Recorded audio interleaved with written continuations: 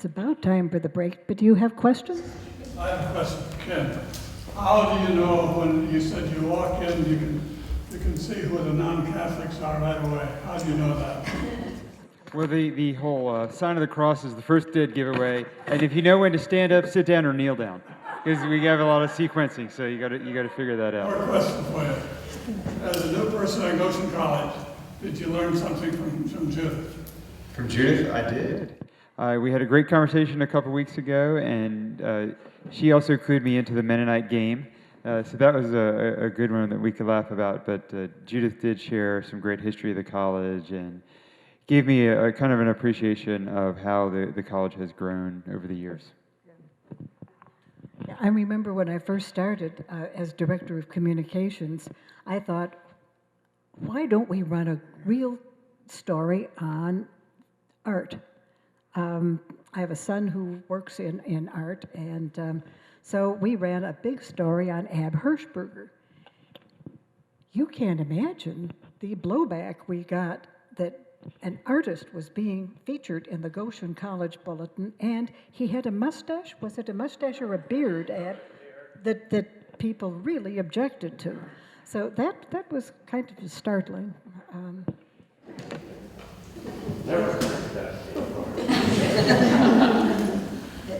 Judith, someone was asking me about this course and who was speaking.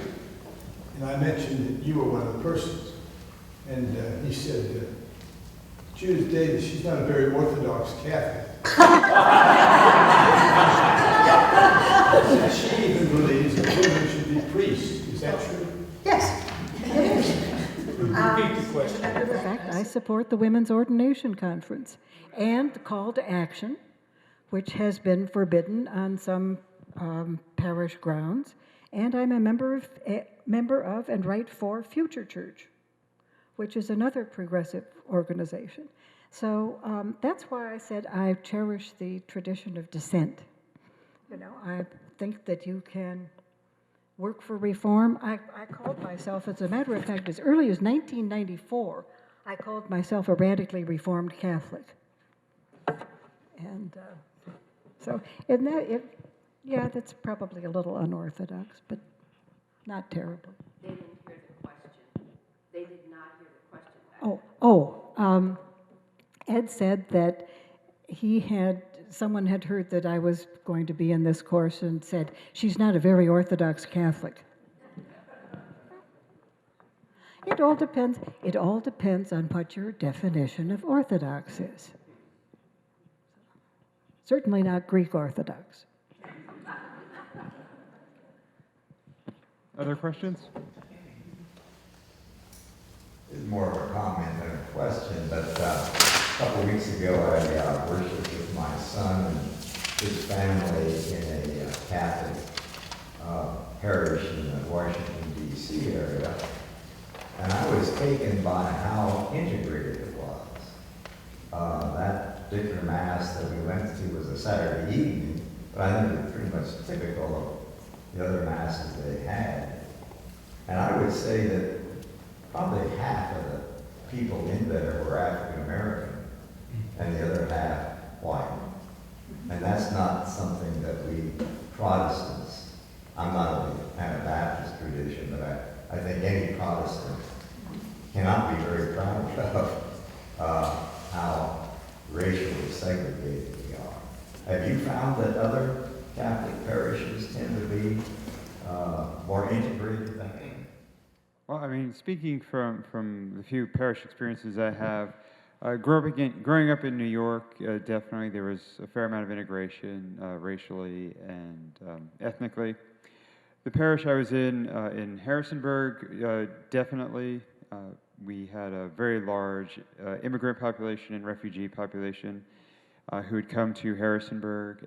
We had Eritreans, we had many Hispanics, even some ethnic Kurds from Iraq that had come over. So we had a lot of integration. Just being new to St. John's here in Goshen, I haven't seen as much, but again, I've only been here for a few weeks, so I don't know enough to speak knowledgeably, but I do know that some of the challenges that the Catholic Church has faced is how to integrate across some of the ethnic traditions as well. That we worked a lot in Harrisonburg again to try to make it one church, that it wasn't just there's a Hispanic church and then an Anglo church, because there were definitely some different faith customs and traditions, and language is a big part of that as well.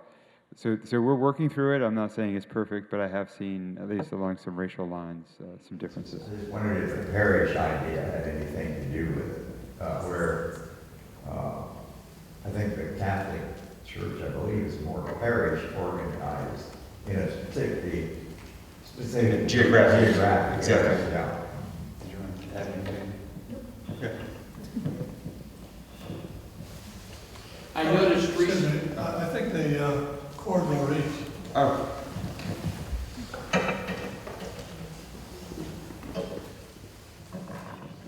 I've read recently that Justice Sotomayor is going to be coming to Notre Dame, and there's been some frustration about that. What have you heard about that? She has just been at Notre Dame, and I'm going to put my friend Richard on the spot because he was actually there. She gave a presentation a couple of weeks ago, and it was a capacity crowd. In fact, they had an overflow auditorium. She didn't talk very much about her faith, but she did talk a lot of time about how the justices relate to each other.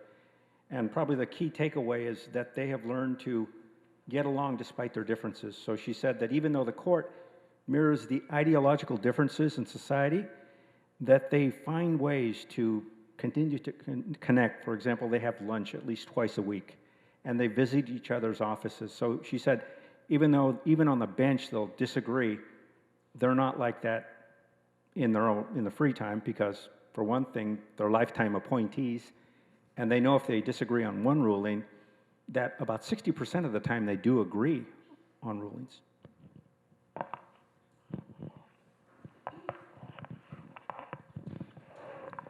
I'd like to tell a quick story about the Mennonite game in Catholics. My wife has an uncle who moved to Chicago, and one of her kids married a Catholic. And our daughter was interested in going up to Chicago and spending some time with her Catholic cousins. When she came back, she said, wow. She said, you know, those Chicago Catholics know how to play the Mennonite game. Just one comment about the Pope's visit, and that is that if you have the National Geographic, you know that there's a big feature article about Pope Francis.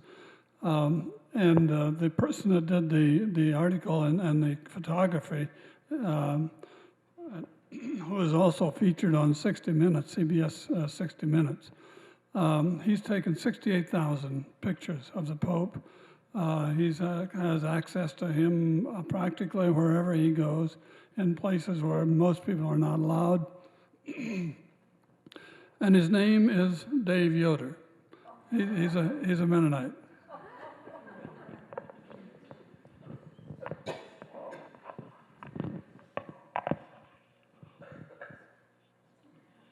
Do we have time for any more questions? I'm just watching the clock here. Okay.